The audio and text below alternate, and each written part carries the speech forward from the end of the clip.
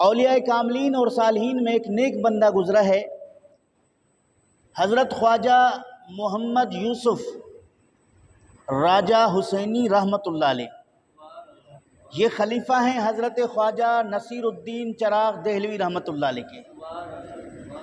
انہوں نے اپنے بیٹے کو نصیحت کرنے کی غرض سے کتاب تصنیف کی،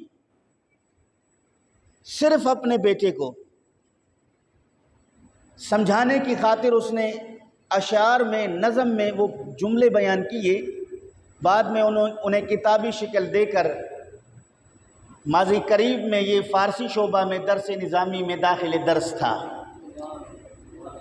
فرماتے ہیں کہ گوید ہمیں یوسف گدا درواز سخن چندرا، از بہر خلف خوش لکاب الفتح آ نور البصر۔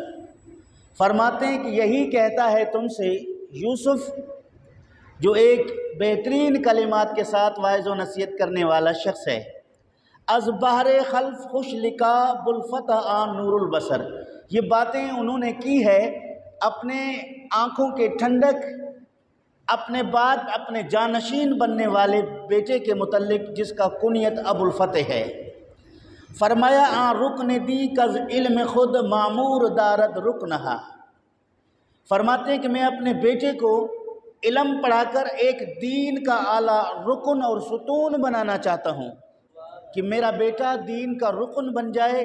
یا رب بگرداں آنچنا بپذیر از من ای قدر۔ فرماتے ہیں اے رب، میں آپ سے اس بات کی دعا کرتا ہوں کہ میرے بیٹے کو علم دین نصیب فرما، اور ایسا علم دین نصیب فرما کہ وہ دین کا ایک مضبوط ستون بن جائے، جس سے دین کی چھت اور عمارت قائم رہ سکے۔ یعنی ایسا عالم دین بنا دے جو دینی معاملات میں، دینی تبلیغ اور اشاعت میں بڑا نامور شخصیت ہو، اور اللہ اور اس کے رسول صلی اللہ علیہ وآلہ وسلم کی تعلیمات کو عام کرے۔ از تو بخواہم بہر او علم و عمل تقوی ورا۔ اب رب ذوالجلال کی بارگاہ میں کہتے ہیں کہ از تو بخواہم بہر او، اے اللہ میں تجھ سے یہی چاہتا ہوں، اس کے لیے علم عمل تقوی ورا، اسے علم بھی مل جائے، عمل مل جائے، تقوی اور ورع مل جائے۔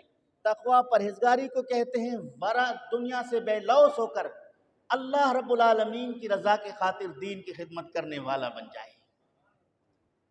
سالک بگرداں آنچنا چوں او نہ باشد کس دیگر، اس کو ایسا سالک بنا دے کہ اس کے زمانے میں کوئی اس کا ہم پایا اور برابر عالم نہ ہو، یعنی اتنا اعلیٰ اور اونچا مقام عطا فرما دے تاکہ کوئی اس کی برابری نہ کر سکے۔ خود عالم دین ہے، خود تصوف میں بڑا مقام پانے والے صاحب ولایت ہیں، اپنے بیٹے کے لیے علم دین کی دعا کرتے ہیں، اپنے بیٹے کو عالم بنانے کی دعا کرتے ہیں۔ وہ چاہتے تو وہ کہتے کہ اللہ میرے بیٹے کو سلطان بنا دے، بادشاہ بنا دے، وزیر بنا دے، کئی مربع زمین کا مالک بنا دے، مال مویشی عطا کر دے، سونا چاندی درہم و دینار اس کے پاس وافر ہو۔ لیکن وہ یہ چیزیں نہیں مانگ رہے ہیں، وہ یہ مانگ رہے ہیں کہ اللہ میرے بیٹے کو علم دین دے دے، اور ایسا علم دین جس میں لالچ نہ ہو، تقوی ہو، پرہیزگاری ہو، عمل ہو، اور دین اسلام کی خدمت ہو۔ از صدق دل خواہم ز تو یا رب گرداں پیش من، اے اللہ سچے دل سے میں تجھ سے یہی مانگ رہا ہوں کہ میرا بیٹا عالم بن جائے میرے آنکھوں کے سامنے، یعنی میری زندگی میں عالم بن جائے، میری زندگی میں اپنے علم کے فنون جوہر دکھائے، میری زندگی میں وہ دین اسلام کی خدمت کرنے والا بن جائے۔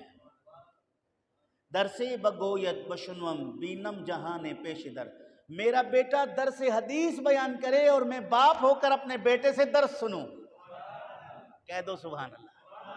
میرا بیٹا ایسا عالم بن جائے کہ قرآن کا درس دے، حدیث کا درس دے، اور میں اس کے درس کو سنوں، صرف میں نہ سنوں۔ فرماتے ہیں بینم جہان پیش در، پوری جہان کو اس کے دروازے کے سامنے کھڑا ہوا دیکھوں، سائل دیکھوں، تمام جہان والے اس کے پاس علم دین کے فیوز اور برکات حاصل کرنے کے لیے حاضر ہوں، یہ میں اپنی آنکھوں سے دیکھوں۔ اس کے بعد فرماتے پندے بگویم بادزی بشنو بہر باب زمن، فرماتے ہیں اسی لیے میں اپنے بیٹے کو نصیحت کرتے ہوئے چند ابواب جو ہے نصیحت کے کہہ رہا ہوں۔ وہ کیا ہیں؟ درریست آخر بے بہا درگوش کن جانے پدر. ابھی اپنے بیٹے سے مخاطب ہو کر کہتے ہیں کہ درریست، در کہتے ہیں موتی کو جس کی قیمت نہ ہو، ایسا موتی جس کی قیمت نہ ہو. یہ جو میں نصیحت کر رہا ہوں یہ اس طرح کا موتی ہے جو کسی جگہ تجھے پیسوں سے نہیں ملے گا. یہ نصیحت کے جملے تجھے پیسوں سے، درہم و دینار، سونا چاندی سے تو خرید نہیں سکے گا.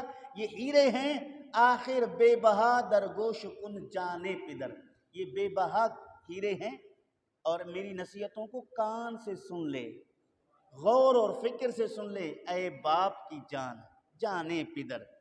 پدر کی جان یعنی اپنی جان کہہ کر اپنے بیٹے کو پیارے کلمات کے ساتھ نصیحت فرما رہے ہیں.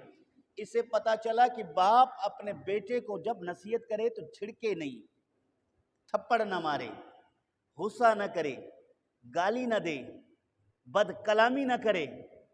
اس سے پہلے اسے پیار سے سمجھائے، کیونکہ جو پیار سے سمجھایا جاتا ہے وہ مار کے سمجھانے سے کئی ہزار گنا زیادہ بہتر ہے.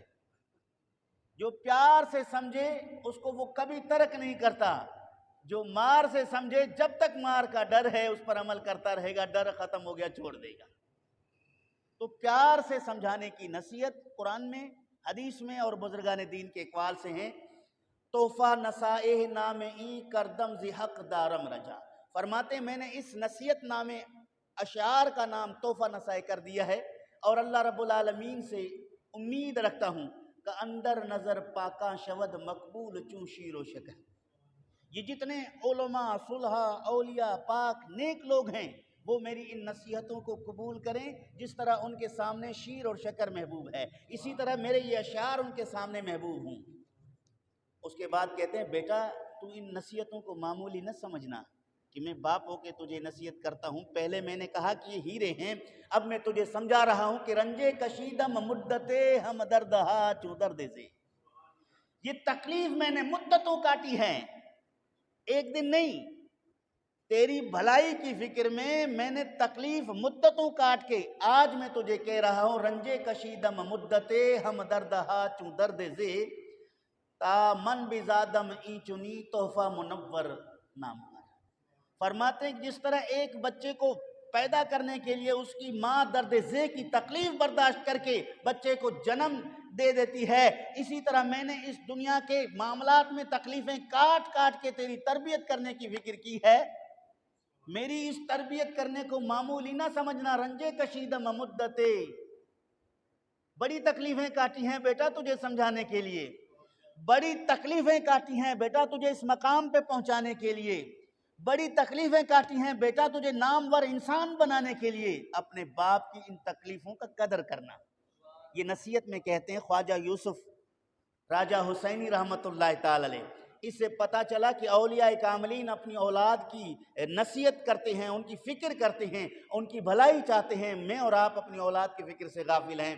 فرماتے ہیں کہ یا رب ز فضل و لطف خود گرداں چنا ای تحفہ.